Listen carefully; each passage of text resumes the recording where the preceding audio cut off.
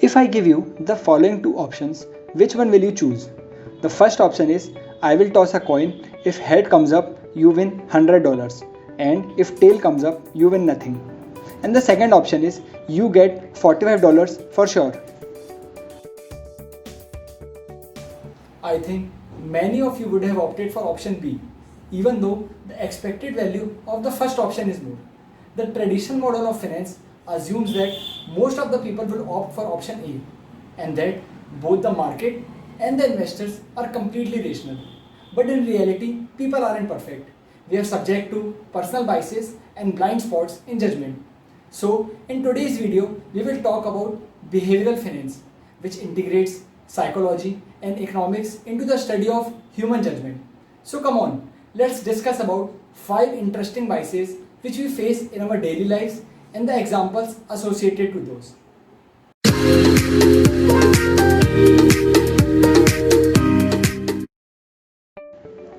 The first bias that we see today is overconfidence. Most of us must be familiar with this term.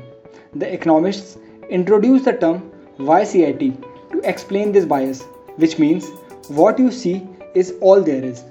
It suggests that people often overestimate how much they understand about the world and underestimate the role of chance in particular. In one of the interesting cases, theoretical models predict that overconfident investors trade excessively. Research demonstrates that in areas such as finance, men are more overconfident than women. Using data for over 35,000 households, the common stock investments from 1991 to 1997 were analyzed. It came out that men trade 45% more than women. Trading reduces men's net returns by 2.65 percentage points as opposed to 1.72 percentage points for women. Let's see another exciting example. Duke University conducted a survey in which the chief financial officers of large corporations estimated the returns of the Standard & Poor's index over the following year. They collected 11,600 such forecasts and examined their accuracy. They concluded that the chief financial officers had no clue about the short-term future of the stock market. When they said the market would go down, it was more likely that it would go up. Let's move forward and discuss the second bias with an example. Some people were asked whether they would opt for a surgery if the survival rate is 90%, while others are told that the mortality rate is 10%. The first scenario increased acceptance, even though the situation was no different. This is known as framing. It is the context in which the choices are presented. Let's see another example. I will give you two options. The first one is, would you accept a gamble that offers a 10% chance to win $95 and a 90% chance to lose $5? And the second option is, would you participate in a lottery that offers a 10% chance to win $100 and a 90% chance to win nothing by paying an amount of $5? A total of 132 undergraduates answered the two questions. Although it is easily confirmed that the two options offer identical results.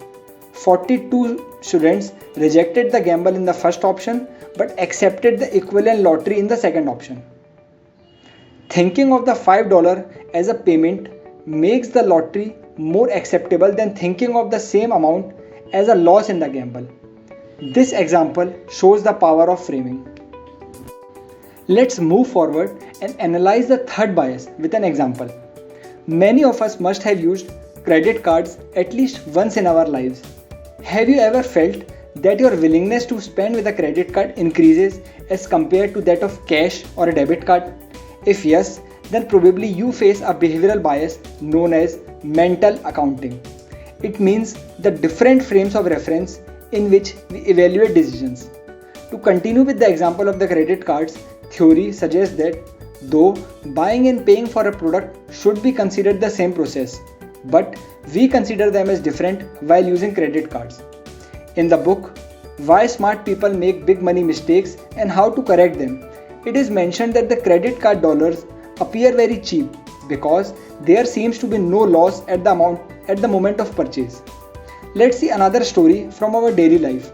We hold our money in different mental accounts. Let's take for example wealth, income and windfall. By wealth I mean money which we have saved from many years. By income I mean the salary which we get regularly. By windfall I mean some surprise money, let's say lottery. There's a hierarchy in our minds to take out money from these accounts to cover our needs. We would not think much before spending money from our windfall account, but we would take much time while using our wealth account, although the value of money in both the accounts is same. Let's see another example. A woman has bought an $80 ticket to the theater. When she arrives at the theater, she opens her wallet and discovers that the ticket is missing. Will she buy another ticket to see the play? Then another woman goes to the theater to buy the ticket. She arrives at the theater, opens her wallet and discovers that the $80 with which she was going to buy the ticket is missing. She could use her card to buy the ticket. Will she buy the ticket? Respondents who see only one version of this problem reach different conclusions. Most people believe that the woman in the first story who has lost the ticket will go home without seeing the play. And most people believe that the second woman who has lost the money will buy the ticket for the play. Mental accounting explains this anomaly. When a ticket is lost, it is posted to the mental account associated with the play. The cost appears to have doubled and may now be more than the experience is worth. In contrast, a loss of cash is charged to a general account, and a small reduction in her wealth won't have much impact on her decision about paying for ticket. Now, let's move to the fourth bias.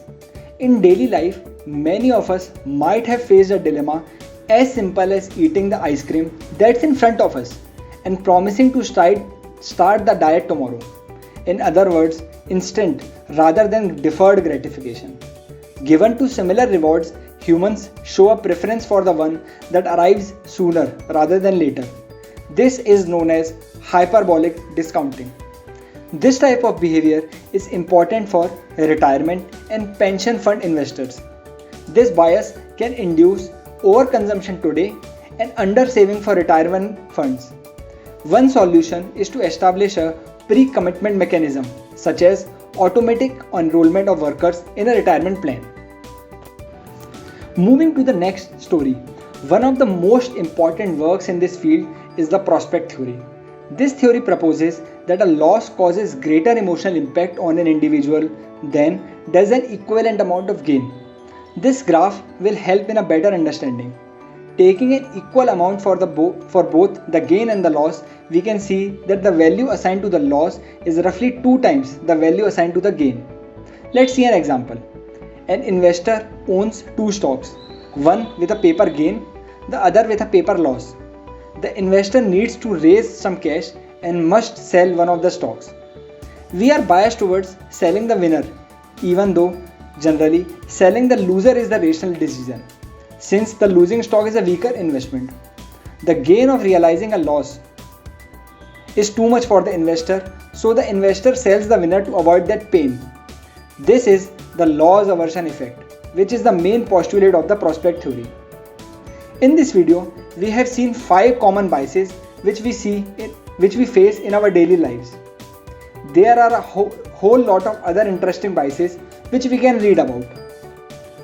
We also observed that these effects can be observed not only at an individual level, but firms and markets also face these biases.